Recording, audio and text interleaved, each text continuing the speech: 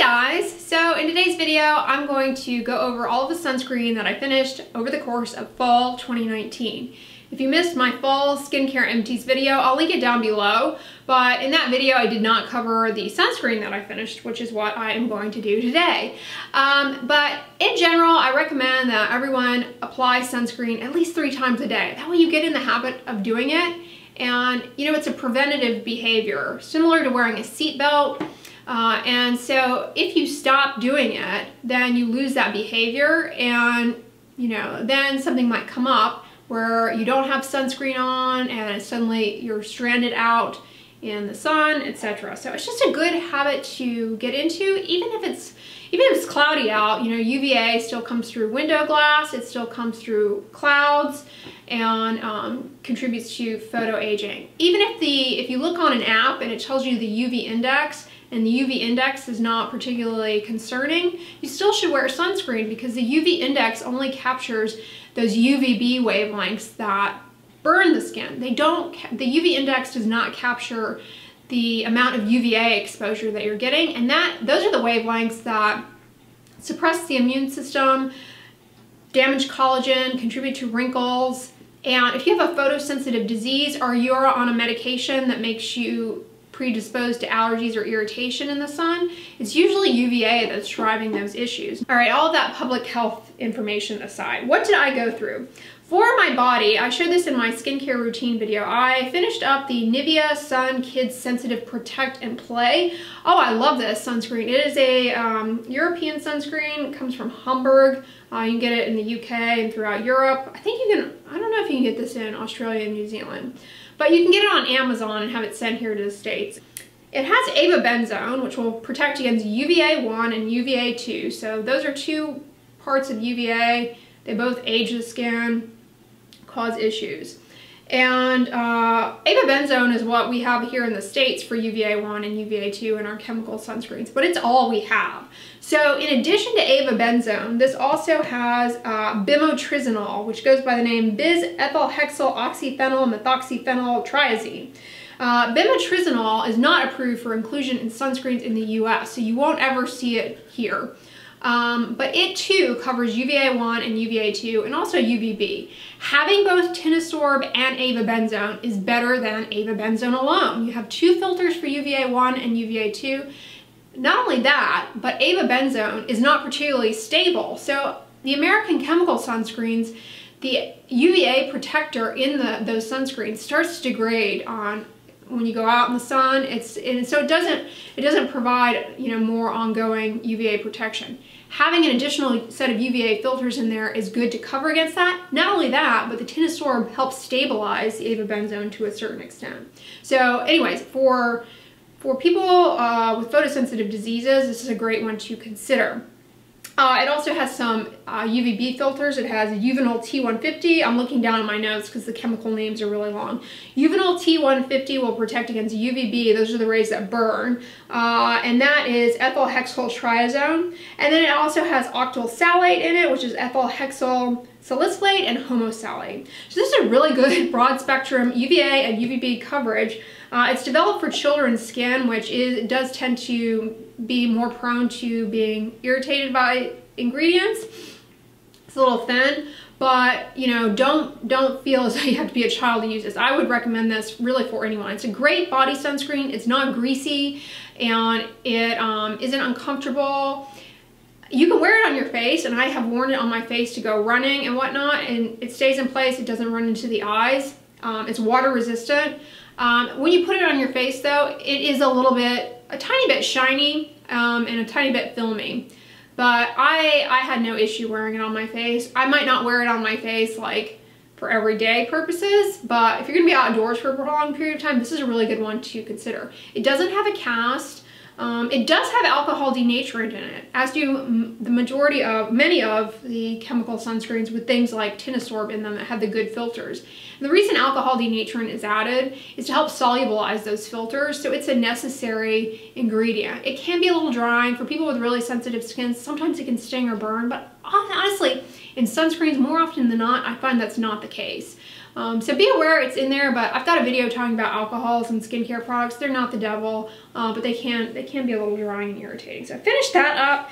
And then another sunscreen that I finished up for my body primarily, but also would use on my face. I kept this by my desk for reapplication throughout the day. Love this. It is the Skin Aqua UV Super Moisture Gel. I reviewed this in my Japanese sunscreen video recently. SPF 50, PA 4+.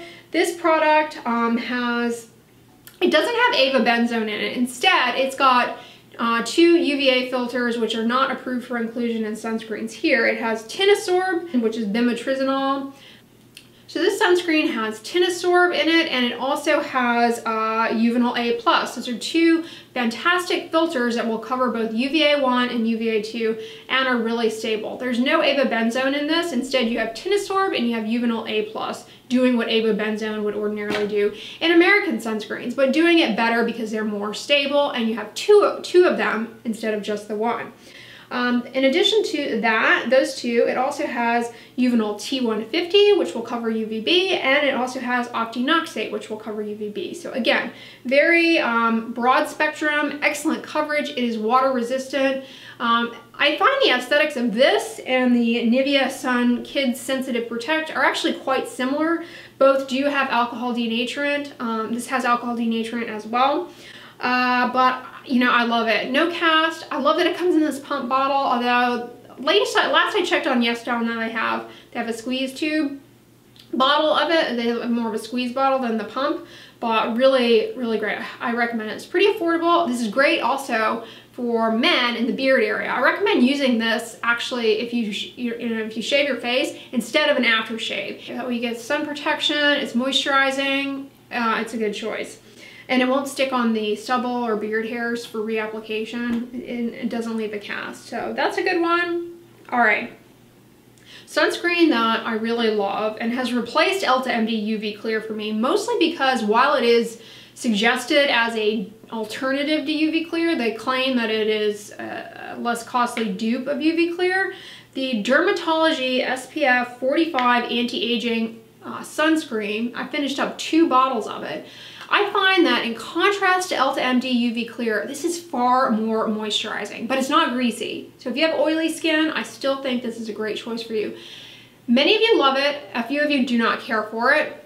You know, I can't predict who's going to like it and who's going to hate it, but I really love it. I've gone through 2 bottles of the SPF 45. It has niacinamide in it, which is helpful for redness. It's anti-inflammatory. Some people find that it stings and is irritating, and for those of you, you've identified that this does not work for you, and you think it's the niacinamide. Yeah, this I've been using in the morning to my face as a moisturizer. It has zinc in it, which will protect against UVB and UVA1 and UVA2, and it also has octinoxate, which will protect against UVB. It is not water resistant, so I do not suggest this if you are going to be active outdoors recreationally, so I don't suggest it in that manner. That being said, it does not, I don't find that this runs into my eyes and burns and stings around the eyes.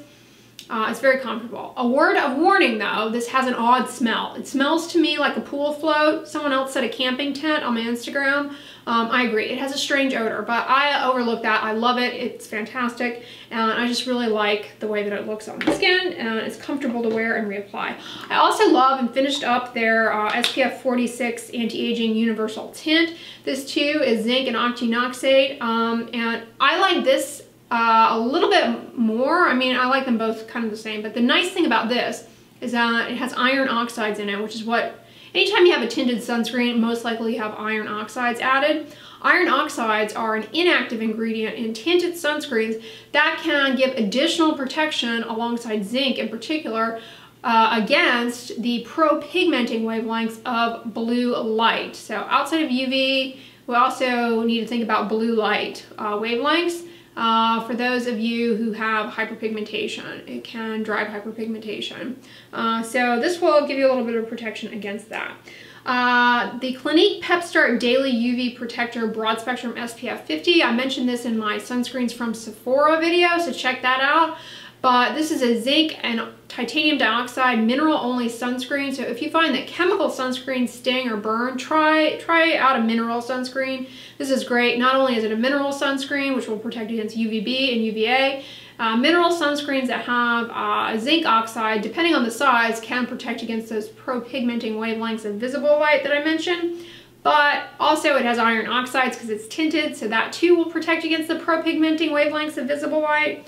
So yeah, I just love this. I'm really sad that they're discontinuing it. It looks great on the skin. If you want to see how it looks on my skin, check out my vlogs that were published on Sundays. I show myself over the past month. I've been showing myself on Sunday in the vlog.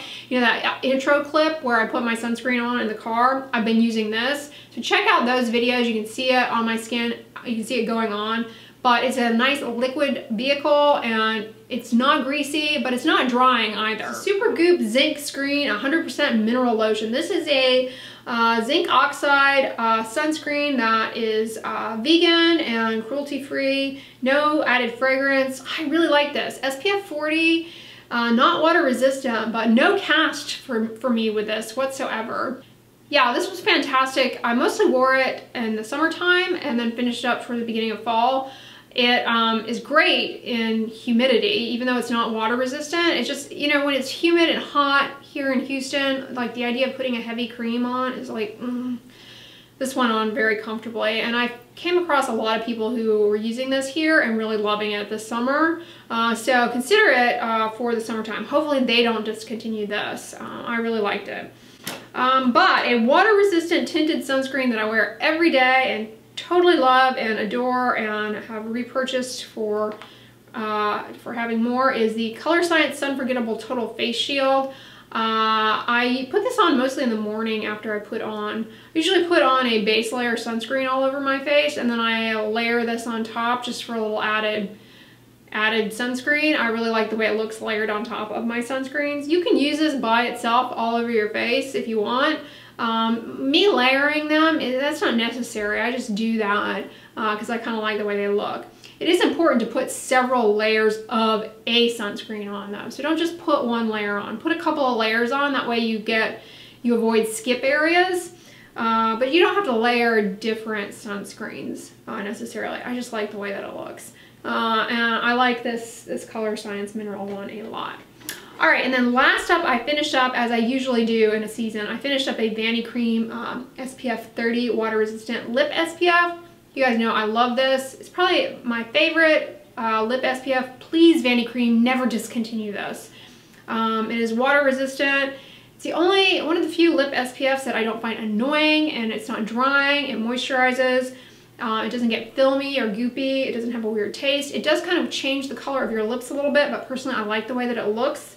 It almost gives like a glowiness to them. It gives it like a pinkish glow. I really like it. So yeah, free of added fragrance, no flavorants. This is fantastic. And it also has dimethicone in it, so that makes a nice seal to transepidermal water loss from the lips. So it will help in reducing chapped lips, but also protect them from the sun.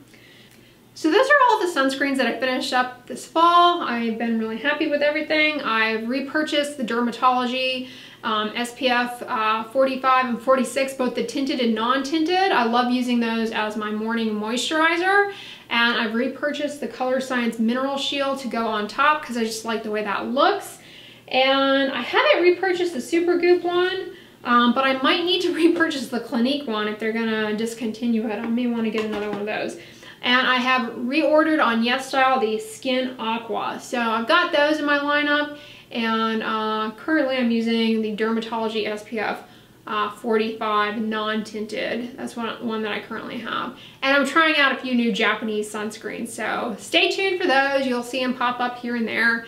But if you guys like this video, give it a thumbs up, share it with your friends, and as always, don't forget, sunscreen and subscribe. I'll talk to you guys tomorrow. Bye.